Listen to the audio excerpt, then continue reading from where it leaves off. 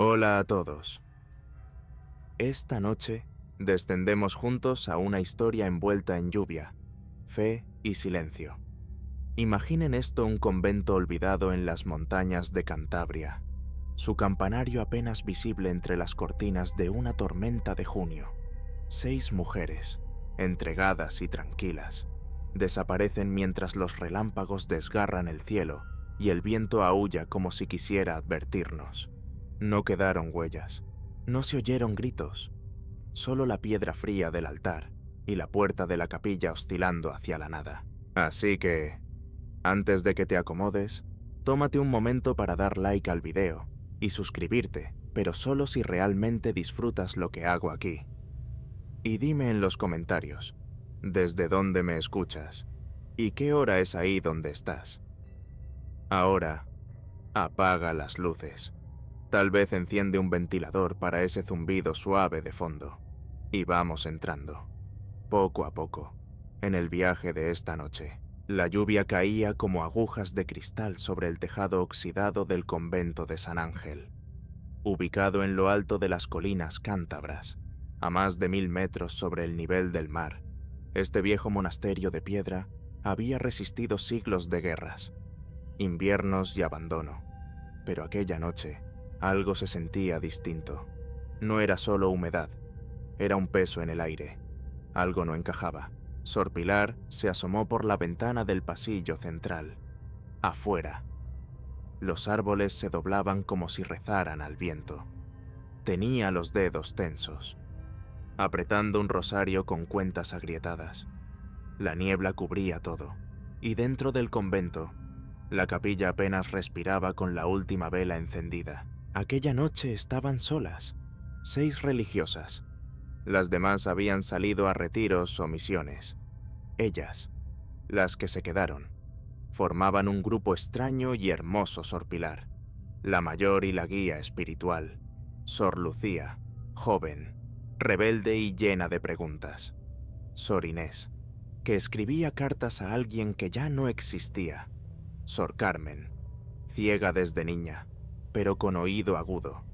Sor Elena y Sor María, siempre juntas, como reflejos cruzados en el agua. A las 21:12 la electricidad se cortó con un zumbido seco. El generador antiguo, debilitado por los rayos, se apagó. La oscuridad engulló el convento como si lo tragara la tierra. Quédense juntas, ordenó Sor Pilar. Nadie se mueve sin rezar. No sabían que, afuera, una cámara de seguridad instalada por petición de un benefactor extranjero seguía grabando, hasta el segundo exacto en que todo desapareció. La última imagen fue confusa: figuras borrosas, un destello rojo y una puerta que se abría desde dentro, cuando no había nadie cerca. Y luego, el silencio. Al amanecer, una patrulla, enviada por el obispado, llegó preocupada por la falta de contacto. Encontraron la capilla abierta, las camas hechas, las tazas del desayuno aún tibias, sin huellas, sin cuerpos, sin señales de lucha. Solo un detalle perturbador: alguien había grabado bajo el altar una cruz invertida. El informe policial lo cerró como desaparición accidental durante una tormenta severa. Archivo sellado, caso olvidado. Pero el padre Clemente, amigo íntimo de Sor Pilar, no lo creyó. Aún guardaba una carta que ella le había enviado semanas antes. Decía: si algo sucede, busquen bajo la piedra sagrada. No entendió esas palabras. No entonces, hasta que, en marzo de 2025, 26 años después, una restauradora llamada Laura Aguirre, encargada de los vitrales de San Ángel, encontró algo extraño: una losa floja bajo el altar. La levantó y encontró un sobre envuelto en lino ennegrecido por la humedad, sellado con cera roja y escrito a mano. No es una plegaria, es una advertencia. Laura llevó el sobre al obispo. La carta dentro tenía 5 páginas escritas con desesperación, firmada por Sor Pilar. Pero lo más inquietante no era el tono, sino el nombre que aparecía al final. Emilia Navarro, una científica desaparecida en 1998. Y la fecha en la carta no era de 1999, era de 4 días antes de la tormenta. La carta era difícil de leer, no por el contenido, aunque eso ya bastaba para helar la sangre, sino por el trazo tembloroso, como si la mano que la escribió estuviera siendo apurada o vigilada. La primera página relataba con tono casi confesional cómo una mujer no perteneciente a la orden había llegado al convento a finales de mayo de 1999. Fue presentada por un sacerdote desconocido que, según Sor Pilar, hablaba con acento extranjero y nunca volvió a dar la cara. Emilia, como se hacía llamar, llevaba una carta de recomendación firmada por el arzobispo de Madrid. Pero lo más raro, nadie pudo verificarla porque justo esa semana la diócesis sufrió un incendio parcial en el archivo. Las monjas aceptaron a la nueva hermana de paso, como habían hecho con tantas otras en el pasado, pero Emilia no rezaba, no participaba de la liturgia. Pasaba horas en la biblioteca, luego en el sótano cerrado del convento, revisando cajas que Sor Inés recordaba haber visto selladas desde hacía años. A la segunda semana, Sor Carmen, la hermana ciega, dijo que Emilia olía a hospital, a cloro, a formol. La tercera página de la carta mencionaba que Emilia tenía formación científica, y no cualquier formación, era viróloga, ex profesora del Instituto Nacional de Bioingeniería.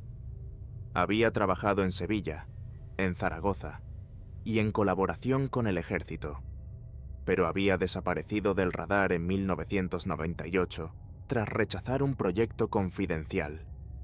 La prensa la dio por muerta, pero ahí estaba, oculta entre 6 mujeres de fe que nunca se imaginaron lo que sucedería después. La cuarta página fue escrita con letras más grandes, como si la vista de Pilar ya no diera más. Nos usaron, decía. Nos manipularon desde dentro. Emilia no estaba aquí por voluntad propia. La trajeron, como a nosotras. Las frases se volvían más erráticas. Escuchamos ruidos bajo el convento, no de ratas, de máquinas, y en mayúscula, casi rasgada. No abran la puerta bajo el altar. Laura Aguirre, aún en shock, miró al obispo tras leer el texto en voz alta. Él palideció, pidió cerrar la puerta del despacho y llamó discretamente a un contacto del Vaticano. Mientras tanto, en el convento San Ángel, donde el equipo de restauración continuaba sus tareas, uno de los obreros, Javier Montes, electricista de 32 años, tropezó accidentalmente con una baldosa suelta frente al altar. Al intentar fijarla, notó que debajo había una rejilla metálica. No estaba en los planos, usó una palanca para levantarla. Lo que encontró lo dejó congelado una escalera de caracol descendente, oxidada pero intacta, que llevaba a una galería oculta bajo tierra. El aire que salía era espeso, cargado de humedad y algo más. Químico. No avisó de inmediato. La curiosidad fue más fuerte. Descendió con su linterna encendida, grabando con su móvil. Los primeros metros eran piedra antigua, como una cripta medieval. Pero al llegar al final de la escalera, el ambiente cambió. Pisó un suelo de baldosas blancas, paredes con pintura epóxica, paneles eléctricos rotos, un pasillo de laboratorio. Había signos de vida antigua, bandejas metálicas, botellas etiquetadas con símbolos bioquímicos, y en una esquina, una camilla oxidada, con correas de sujeción aún abiertas. Las paredes tenían palabras en latín, no oraciones religiosas. Eran frases como corpus sicut, vas el cuerpo como recipiente, transitus per viam novam paso por un camino nuevo, y una más, grabada con cuchillo. No somos monjas, somos llaves. Javier retrocedió. Corrió escaleras arriba. Cuando salió a la superficie, el cielo se había nublado como si la tormenta de hace 26 años estuviera a punto de repetirse. Esa noche, alguien robó la carta original del despacho del obispo. No forzaron la puerta, solo desapareció. Al día siguiente, Laura Aguirre recibió una nota anónima bajo la puerta de su casa. Decía en letras mayúsculas: "No sigas buscando a Emilia". Y con ella, un trozo del hábito de monja, aún húmedo. El nombre Dra. Emilia Navarro apareció por primera vez en el radar del gobierno en 1994, cuando fue reclutada para un proyecto experimental sobre virología adaptativa en contextos de guerra biológica, con apenas 34 años. Su currículum era impecable: doctorado en genética aplicada, máster en ingeniería bioquímica y publicaciones en revistas militares clasificadas. Se convirtió en un activo valioso, hasta que desapareció. Los informes oficiales decían que se había suicidado tras rechazar continuar con el desarrollo de un agente infeccioso de propagación silenciosa. Un virus sin síntomas por 30 días, pero con capacidad de contagio inmediata y latente. El proyecto se canceló, dijeron. El cuerpo de Emilia jamás fue encontrado. Nadie la vio desde entonces. Pero ahora, en 2025, una carta escrita por una monja afirmaba que Emilia estuvo escondida en un convento meses después de su supuesta muerte. La periodista Inés Cordero, especializada en desapariciones históricas y crímenes de Estado, recibió de una fuente confidencial una copia escaneada de la carta perdida. Inés había cubierto el caso de San Ángel 20 años antes, pero lo había descartado como un accidente de tormenta. Leer el nombre de Emilia le bastó para abrir una nueva carpeta: Proyecto X13. Inés viajó de inmediato a Cantabria. El convento seguía vacío, bajo restauración suspendida. La entrada al subterráneo fue sellada por orden del obispo. Pero ya era tarde. El video de Javier Montes había sido filtrado. En foros ocultos de internet se debatía si era real o un montaje. Inés consiguió rastrear al hermano menor de Emilia, Alberto Navarro, ex militar, actualmente desaparecido desde 2002. Sin embargo, descubrió algo más extraño en 2001. Una ONG suiza publicó un reporte anónimo sobre experimentos no autorizados con sujetos humanos en enclaves religiosos deshabitados. El documento fue censurado 3 días después. El punto de origen: norte de España. Fecha de la supuesta intervención: junio de 1999. Inés también encontró en hemeroteca una foto de grupo tomada supuestamente en una convención médica en Ginebra. Entre los asistentes, una mujer de cabello corto, lentes oscuros y placa identificativa semioculta: Dr. Emilia Navarro. Lo que inquietó a Inés fue lo que había detrás de la mujer: un hombre con sotana, sin nombre visible, que la observaba fijamente. El rostro del hombre coincidía con la descripción que Sor Pilar dio en la carta sobre el sacerdote extranjero que trajo a Emilia. La periodista reconstruyó los últimos meses antes de la tormenta. Emilia había sido capturada, no acogida. No fue al convento a refugiarse, sino como parte de un traslado encubierto para terminar lo que había rechazado años antes: el diseño de un virus de uso estratégico, con hospedadores humanos femeninos seleccionados por su estabilidad emocional, salud reproductiva y su aislamiento del mundo exterior. Monjas, sujetos invisibles. Inés contactó con un antiguo agente de contrainteligencia retirado, Mateo Ayllón, quien le reveló algo más perturbador: Emilia no era la única científica desaparecida entre 1995 y 2000, pero sí la única que dejó una firma. ¿Qué tipo de firma? Una línea genética codificada, que solo ella sabría cómo desactivar. Mientras tanto, en Santander, el obispo recibió una visita inesperada. Un hombre vestido de civil, con credenciales del Ministerio de Defensa, solicitó acceso inmediato al convento. Su tono era firme: sin margen de objeción. No buscamos reliquias, buscamos un error. Esa misma noche, Javier Montes desapareció. Su familia reportó que nunca regresó a casa. Su móvil dejó de emitir señal en las cercanías del convento. La policía local encontró su coche con las puertas abiertas. En el asiento del copiloto una estampita religiosa, con una sola frase escrita a mano: «Ya está dentro». Mientras las autoridades callaban, Inés Cordero logró obtener autorización para revisar registros médicos del hospital comarcal cercano a San Ángel entre 1998 y 2000. Allí encontró algo desconcertante: un ingreso de urgencia con nombre falso, María López, en agosto de 1999. Paciente femenina, 35 años, estado febril persistente, disociación y marcas de inyecciones repetidas en ambos brazos. No figuraba firma de alta, solo una nota escueta, trasladada por orden eclesiástica. Una semana después de esa fecha, se reportó la tormenta. Y las 6 religiosas desaparecieron.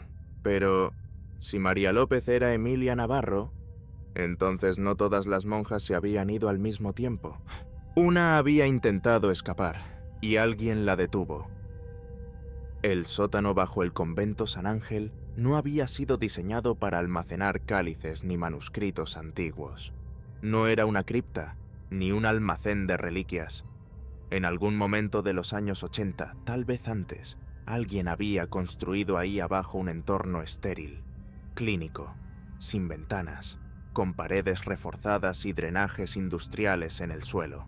Inés Cordero logró ingresar gracias a un permiso temporal firmado por un juez local y con la excusa de una investigación arqueológica.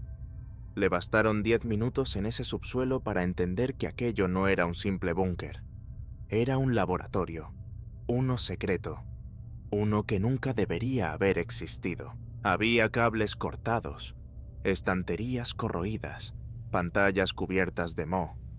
Pero lo que más la inquietó fue una habitación al fondo del pasillo. Tras una doble puerta blindada parcialmente abierta dentro, 6 literas metálicas y una única cámara de observación desde la pared, como las usadas en interrogatorios o en pruebas con animales. Y sobre una mesa un cuaderno, cubierto de polvo y humedad. La tinta estaba borrosa, pero en algunas páginas podía leerse lo suficiente. Protocolo de seguimiento. Sujetos A1 a A6. Estado inmunológico aceptable. Inestabilidad emocional detectada en A3. Suspensión del contacto verbal. Aplicación de dosis tipo C en A5 y A6 programada para el día 15. A1 a A6. 6 códigos. 6 mujeres. 6 religiosas. Inés retrocedió al leer la siguiente frase. No deben saber que son portadoras. El cuerpo debe adaptarse sin generar rechazo. La fe como método de estabilización. La habitación olía a descomposición lenta, no de carne, sino de humanidad. En otra parte del país, una mujer mayor con el rostro cubierto por un pañuelo viajaba sola en un autobús rural. Tenía las manos llenas de cicatrices antiguas. Al llegar a un pequeño pueblo entre montañas, bajó sin decir palabra. Nadie sabía su nombre, pero el conductor juraría más tarde que le oyó murmurar algo mientras descendía. Pilar aún me guía. La mujer se llamaba Sor Inés, la misma que había escrito cartas sin destinatario, la que en 1999 fue dada por muerta junto a sus hermanas. Había estado viva todo ese tiempo, escondida, fingiendo demencia, cambiando de convento cada 3 años. Había huido, sí, pero no para salvarse, sino para proteger algo, en la capilla abandonada del nuevo pueblo. Sor Inés encendió una vela y comenzó a escribir, con letras claras, firmes, dirigida a la periodista que, según ella, sabía mirar más allá del ruido. La carta comenzaba así: yo no morí, Emilia tampoco, pero no somos lo que éramos. Y una de nosotras aún lleva dentro lo que ellos buscaban. Inés recibió la carta a través de una monja joven en Santander. Al leerla, supo que no podía ignorarla más. La carta era coherente, precisa, y hablaba de detalles que nadie más podía saber. La frase escrita en la pared del laboratorio, el nombre del proyecto X13, el símbolo grabado bajo el altar, y lo más perturbador, hablaba de un embarazo. Una de las religiosas, Sor María, había comenzado a mostrar síntomas anormales en julio de 1999, náuseas, mareos, palpitaciones. Pero era imposible, vivían en clausura, sin contacto con hombres. No obstante, los registros internos del laboratorio, los que Inés había fotografiado, confirmaban algo peor: embarazo inducido. Embrión portador adaptado. Fase 1 superada. No fue un error, fue un experimento. Los científicos del proyecto, liderados por un tal doctor Reinhard, nombre falso. Según todas las bases de datos, utilizaron embriones modificados genéticamente para desarrollar huéspedes humanos del virus. Monjas embarazadas sin saberlo. Organismos de fe, transformados en contenedores biológicos. Y el niño nació, o eso decía la carta de Sor Inés. No sabían si fue varón o mujer, solo que se lo llevaron, que Emilia intentó resistirse y que fue castigada, que Sor Pilar fue la última en verlo y que el niño, o niña, no lloró nunca. Era perfecto, escribió Inés. Y eso fue lo más inhumano. De vuelta en el convento, Inés decidió quedarse una noche más. Sentía que algo faltaba, algo que no podía encontrar entre los papeles, ni en el sótano, ni en los informes. Esa noche soñó con una capilla inundada por agua de lluvia.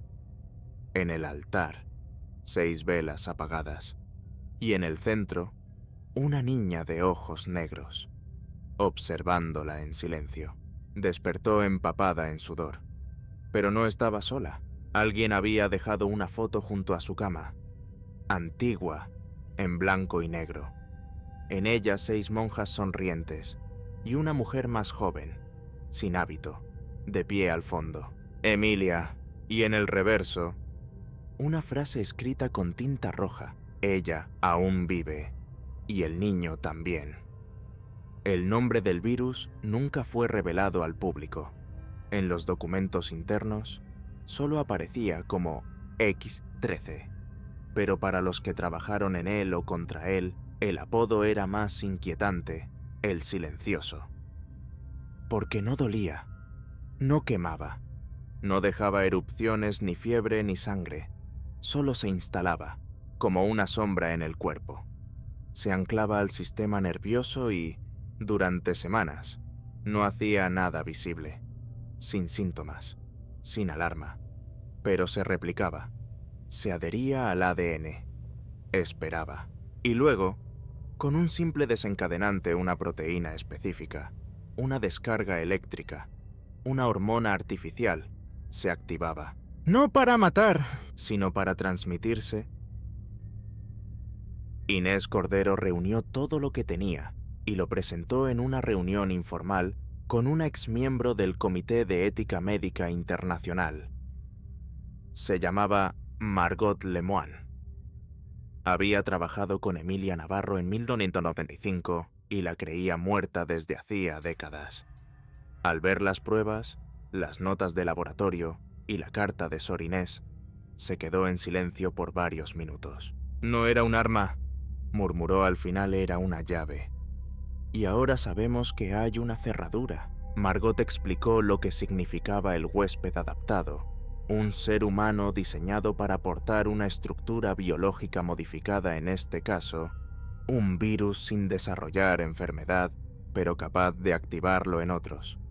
Una especie de eslabón perfecto, inmune y letal al mismo tiempo. El experimento había sido suspendido por presión internacional, o eso se creyó. Pero al parecer, parte del equipo de desarrollo se había refugiado bajo alas más oscuras, sectores que mezclaban religión con ciencia, fe con poder. Y si lo que la carta decía era cierto, el niño portador, el huésped, había sido llevado a algún sitio, criado como uno más, sin saber lo que llevaba dentro. Inés no podía dejar de pensar en la frase «ella aún vive», y el niño también. Tenía que encontrar a Emilia. Con ayuda de contactos en archivos eclesiásticos, logró rastrear transferencias internas de personal en órdenes religiosas disueltas después de 2001. Una coincidía con la descripción física de Emilia, una hermana Magdalena, recluida en un convento psiquiátrico en Ávila, entre 2003 y 2018, sin historial anterior ni posterior. Inés viajó hasta el lugar. Lo encontró casi abandonado. Una hermana mayor la recibió, dudando de todo, pero aceptó mostrarle los registros físicos. Allí estaba Magdalena R. Navarro, ingresada con diagnóstico de psicosis religiosa, sin familiares, sin visitas, dada de alta en 2018 por fuga. Una noche. Simplemente no estaba, respondió la monja, pero dejó esto. Le entregó una pequeña cruz de madera, rota por la mitad. Dentro, cuidadosamente enrollado, había un papel fino, casi transparente. Inés lo desenrolló con manos temblorosas. Un dibujo infantil. Una figura humana con una espiral en el pecho, rodeada de palabras sueltas clave: puerta, silencio, código, y una más en mayúsculas: fuego. Al volver a Santander, Inés recibió una llamada desde un número desconocido. Una voz distorsionada habló, sin presentarse. La clave está en su sangre. Si se activa, nadie lo detendrá. ¿Quién es usted? Yo intenté salvarla, pero ya no me oyen, y colgó. Esa noche, una figura encapuchada entró en la casa donde vivía Sor Inés. No robó nada, solo quemó todas sus cartas, pero dejó intacto un documento, una ecografía en blanco y negro, con fecha 22 de agosto de 1999. Abajo, anotado a mano: paciente Navarro, feto, 32 semanas. La presión comenzó a crecer. Inés fue citada por la Guardia Civil tras la desaparición de Javier Montes. Fue interrogada sobre su presencia en el convento, sus viajes, sus contactos. Pero nada la detuvo. En su mente, ya solo quedaba un objetivo: encontrar al portador, al hijo o hija de Emilia. En un descuido, un agente dejó abierta una carpeta. Inés alcanzó a ver el logo de una antigua unidad de investigación científica militar. Un emblema circular con un ojo al centro y la frase en latín: ad oculos Dei per transitum carnis. A los ojos de Dios, a través del tránsito de la carne. No era una coincidencia. Mientras tanto, en una casa rural a las afueras de Burgos, una mujer de cabello gris recogía hierbas medicinales junto a un joven de unos 25 años. Él tenía los ojos oscuros, la piel pálida y un lunar perfectamente redondo sobre el esternón. ¿Qué sientes cuando el mundo tiembla?, le preguntó la mujer. Nada, respondió él. Como si todo lo que pasa allá afuera no me afectara. ¿Aún no sabes quién eres? Él sonrió con tristeza. Y sin mirar a su madre adoptiva, murmuró: tú tampoco. Inés finalmente reunió las piezas. El virus X13 no estaba perdido. Estaba vivo, latente, dentro de alguien que jamás pidió ser creado, y el tiempo para actuar se estaba acabando.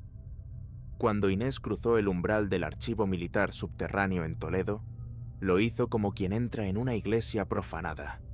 El edificio, oculto tras la fachada de un centro de evaluación histórica, era en realidad un cementerio de secretos. Su contacto, un archivista retirado que respondía solo al nombre de Ramiro, la esperaba en la sala 12 con un dossier ya sobre la mesa. Esto nunca existió, fue lo primero que dijo. Pero aquí está. Abrió el archivo con guantes de algodón. Fotografías en blanco y negro, documentos con membrete ministerial, nombres tachados. y un informe central con fecha de julio de 1999 titulado Transporte de Unidad Biológica, Codename Popo. E.R. A. ¿Qué significa eso? Vector experimental reproductivo adaptado. O. En lenguaje vulgar, el hijo de Emilia, Inés tragó saliva. El informe detallaba las fases del experimento fecundación in vitro modificada, implantación forzada, estimulación hormonal y la extracción planeada en la semana 34. Nunca hubo intención de dejar vivir a las portadoras. Solo Emilia y el niño eran esenciales, pero Emilia de alguna forma logró sabotear el procedimiento. La carta de Sor Pilar, descubierta bajo el altar, había sido una distracción. Emilia la convenció de dejarla allí, mientras ella planeaba la fuga, y lo logró, susurró Inés. Pero, ¿qué pasó con el niño? Ramiro le señaló la última hoja del dossier. Una fotografía granulada. Imagen satelital de un convento abandonado en 2003 a 50 kilómetros de Lisboa. Un cuerpo femenino llevando un bulto en brazos, bajando de un auto sin placas. El pie de foto decía, posible objetivo, fugitiva Emilia N. No hubo más informes. Hasta ahora, de vuelta en Burgos. El joven de ojos negros dormía profundamente. Soñaba con pasillos sin ventanas, con luces que parpadeaban, con voces apagadas que murmuraban su nombre. Hijo de la llama, le decían. Luz sin sombra. En sus sueños, siempre había una mujer que lo miraba con ternura y miedo al mismo tiempo. Al despertar, bajó a desayunar. Su madre adoptiva lo esperaba en la mesa. ¿Has tenido otro sueño? Sí, pero esta vez estaba despierto. La mujer lo observó con gravedad. Hay cosas que vas a empezar a sentir. Cambios. Pensamientos que no son tuyos. Recuerdos que no viviste. ¿Qué soy? ¿Un milagro? ¿O un arma? Aún no lo decides tú. Él se frotó el pecho. Algo le dolía en el centro, como una pulsación bajo la piel, una quemazón suave. Inés, guiada por pistas en el dossier, localizó un nombre clave: Refugio de los Humildes, una casa de acogida cerrada en 2004, que coincidía con la ruta de fuga de Emilia. Ahí conoció a Sor Magdalena, quien la miró con los ojos más tristes que jamás había visto en su vida. ¿Vienes por el niño? Vengo por la verdad. Magdalena le entregó una libreta gastada, escrita a mano por Emilia, firmada en 2002. Fragmentos del texto revelaban lo que el mundo nunca supo. No pude detener lo que implantaron en mí, pero lo modifiqué. Inserté una cadena de destrucción automática, un código epigenético que puede apagar el virus antes de activarse, si alguien encuentra la secuencia correcta. ¿Dónde está esa secuencia?, preguntó Inés. En su sangre, dijo Magdalena, pero también en su voluntad. ¿Qué significa eso? Que él debe elegir destruirlo. Nadie más puede. Esa misma noche, un hombre de traje gris llamó al monasterio donde Inés se alojaba. No dio su nombre. Solo entregó un sobre con una advertencia. El huésped está en movimiento. No lo dejes llegar al santuario. Y un mapa con un punto rojo marcado cerca de Burgos. En la casa rural, el joven se encontraba en el bosque. Algo lo había guiado allí, como un eco interior. Caminó hasta una cabaña derruida. Allí, en el suelo, enterrado en una caja oxidada, encontró una jeringa sellada, con un papel enrollado. Anticuerpo codificado. Solo úsalo si eliges vivir como humano. Volvió a casa. Su madre lo esperaba, pero no dijo nada.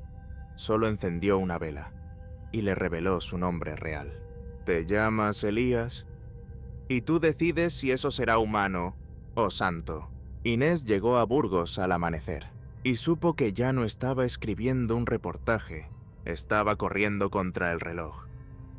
La estación de tren de Burgos dormía bajo una neblina pálida cuando Inés llegó. La ciudad parecía ajena a todo. pero ella sabía que no tenía tiempo para buscar con cautela. La información era clara, el portador estaba allí. Y también lo estaban ellos. Vesper Noctis. El nombre apareció por primera vez en una nota marginal en el dossier de Ramiro. No era una organización oficial, ni siquiera una célula reconocida. Era una red intergeneracional, formada por exmiembros de proyectos militares, religiosos radicalizados y científicos renegados. Mezclaban fe y biotecnología, dogma y control. Y según el informe, uno de sus objetivos era recuperar al huésped de X-13. Elías caminaba por las calles silenciosas del casco antiguo con una libreta en el bolsillo. La había encontrado entre los libros de su madre adoptiva. No decía mucho, solo una lista de nombres y fechas, todos muertos, menos uno Navarro, ubicación desconocida. Su propio nombre, pero lo que más lo inquietaba era lo que venía escrito debajo. No dejar que recen por él. Sintió una punzada detrás del esternón, no física, mental, como si algo en su interior despertara cada vez que alguien lo miraba con compasión. Había empezado a notar cosas raras animales que lo seguían, luces que parpadeaban cuando entraba a una habitación, personas que se desmayaban sin razón aparente cerca de él, y ahora una mujer lo observaba desde la otra acera. ¡Inés! No se reconocieron al instante, pero él supo. Algo en su sangre tembló. Ella cruzó, sin aliento, sabiendo que no tenía tiempo para suavidades. «Tú eres Elías». «Lo soy», respondió sin apartar la vista. «Tú eres la que escribe de los muertos». Solo cuando nadie más se atreve, se miraron.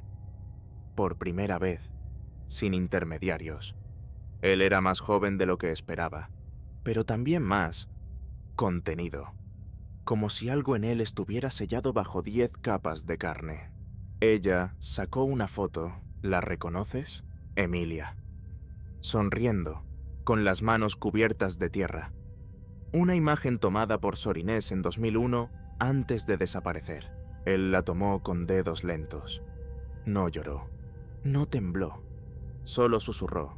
Esa mujer me enseñó a no odiar a quienes me crearon. En otra parte de la ciudad, 3 hombres bajaban de un auto sin matrícula. Uno llevaba un maletín negro, otro un rosario que no usaba para rezar. El último, un implante en el oído. Comunicaban en latín antiguo. Caminaban hacia la misma dirección. Al llegar al parque donde Elías e Inés hablaban, no hicieron ruido, solo observaron. Esperaban el momento correcto. Elías giró bruscamente. Los sintió. «Vienen por mí». «¿Quiénes?» «Los que creen que soy una profecía o una bomba». Inés lo tomó del brazo. Corrieron hacia la estación, cruzando entre callejones, iglesias cerradas, sombras que se estiraban como advertencias. Una moto negra comenzó a seguirlos. Elías, sin pensar, se detuvo y levantó la mano. El motor explotó sin razón visible. El conductor cayó. Inés lo miró, aterrada. «¿Tú hiciste eso?» «No lo sé». Se refugiaron en una iglesia en ruinas, abandonada desde 1975. Allí, Elías comenzó a hablar sin control. Recordó fragmentos, voces de su infancia, manos frías, himnos en latín, cámaras sin luz. Y recordó a su madre, no la adoptiva, a Emilia. Ella lloraba mientras me sostenía. Sabía que no podría quedarse. Me besó la frente y dijo, perdóname por darte vida sin opción. Inés sacó la jeringa, el anticuerpo, el mecanismo para destruir el virus en su interior. Pero él no la tocó. ¿Y si soy algo más? ¿Y si este código que llevo también puede curar? ¿Quieres arriesgarte a que otros lo activen antes de que decidas? Elías miró hacia el altar roto. Una estatua sin cabeza de San Miguel parecía observarlo sin juicio. Tengo que verlo, dijo. El lugar donde nací. De madrugada, llegaron al convento San Ángel. destruido por el tiempo, silencioso como un mausoleo. Descendieron por la rejilla metálica, ya sin sellos. Bajaron a lo profundo. El laboratorio seguía allí, pero algo había cambiado. En el centro, una lámpara encendida. Una figura los esperaba. Una mujer vieja, delgada, de cabello blanco recogido bajo un velo gris. Elías susurró: «¿Has vuelto?» Él se congeló. Madre. Inés entendió todo en ese instante. Emilia había sobrevivido, fingido su muerte, escondida en el único lugar donde nunca volverían a buscar el origen del pecado. Abrazaron largo, sin palabras, pero no estaban solos. Los hombres de Vesper Noctis irrumpieron. Gritaron en un idioma que nadie debería usar para rezar. Apuntaron armas, pero Elías se adelantó. Abrió los brazos y dijo: «No soy un arma, soy el juicio». Sus venas brillaron brevemente. El aire cambió. Una onda invisible empujó a los hombres hacia atrás. Gritaron, sangraron por los oídos, cayeron como muñecos. Silencio. Emilia cayó de rodillas. «Tienes que elegir, hijo». Elías miró la jeringa, luego a Inés, luego al cielo roto sobre el laboratorio, y cerró los ojos. Cuando Inés despertó, estaba sola. La jeringa seguía en el suelo, pero Elías y Emilia ya no estaban. Solo una frase, tallada en la pared: «Donde hubo carne, habrá luz». 3 semanas después, Inés se encontraba en Lisboa, frente al mar, con una taza de café frío en las manos y el cuaderno de Emilia en el regazo. Lo había leído una y otra vez, intentando encontrar una clave final, una pista sobre dónde podrían estar Elías y su madre biológica. Pero el cuaderno no contenía mapas ni coordenadas, solo pensamientos, reflexiones sobre la fe, la ciencia y la culpa. «No sé si fui madre o instrumento, solo sé que él me miró y no me odió. Con eso me basta». Inés había entregado parte de la información al Vaticano y a organizaciones de bioética internacionales. Solo una fracción, suficiente para alertar, pero no para permitir su uso. Sabía que si compartía todo, alguien intentaría replicarlo, y esta vez, sin conciencia. En los días posteriores al incidente en el convento, el lugar fue cerrado por razones de seguridad estructural. Nadie habló de los cuerpos encontrados, ni de los sistemas aún activos bajo tierra. Los informes oficiales dijeron: derrumbe parcial, ninguna pérdida humana registrada. Pero ella sabía que eso era mentira. Lo que no sabía era dónde estaban ahora. Hasta que llegó un paquete a su puerta, sin remitente, solo una caja de madera, y dentro la cruz partida que Emilia había llevado años atrás, ahora reparada, y un mensaje grabado a fuego en la base: a veces, la cura no es destruir, es esconder. Mientras tanto, en un monasterio enclavado en los Alpes italianos, un joven cuidaba de una biblioteca en silencio. Leía textos antiguos, ayudaba a traducir manuscritos. Nadie conocía su apellido, solo lo llamaban Elías, y por las noches soñaba con un mar rojo, con una madre que lo dejaba en la orilla, con palabras susurradas que se convertían en luz. Nunca volvió a usar sus habilidades, nunca volvió a temblar de furia, pero en su pecho, el código aún dormía, esperando. Y ahora, mientras la noche se disuelve lentamente en el horizonte, solo queda silencio. El tipo de silencio que no duele, pero que deja ecos en los pasillos vacíos de la memoria. Tal vez eso es lo que somos al final, ecos. Huellas, vibraciones atrapadas en la piel de quienes escuchan. La historia de Elías no termina con un disparo ni con una bomba. Termina, si es que termina, con una elección.